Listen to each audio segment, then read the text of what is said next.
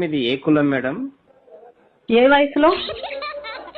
అంటే వయసుని బట్టి కులం ఉంటుందా మేడం? ఉంటుంది.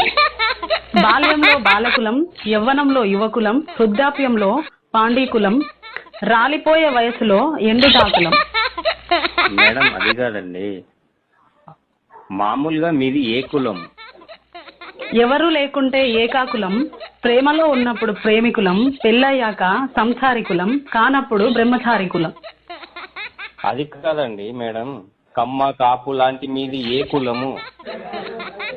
ధనముంటే ధనికులం, లేకుంటే బీదకులం, దేవుణ్ణి నమ్మితే ఆస్తికులం, నమ్ముకుంటే నాస్తికులం. మీకు అసలు కులం లేదా? ఎందుకు లేదు? ప్రయాణిస్తే ప్రయాణికులం, యాత్రలు చేస్తే యాత్రికులం, మాయలు చేస్తే మాంత్రికులం, ఉపన్యాసం ఇస్తే ఉపన్యాసికులం, హాస్యం పండిస్తే విదూషకులం, పాడితే గాయకులం, సభలో ఉంటే సభికులం, సినిమా హాల్లో ఉంటే ప్రేక్షకులం, టీవీల ముందు ఉంటే వీక్షకులం. మేడం మీరు ఎక్కడ చదివారు?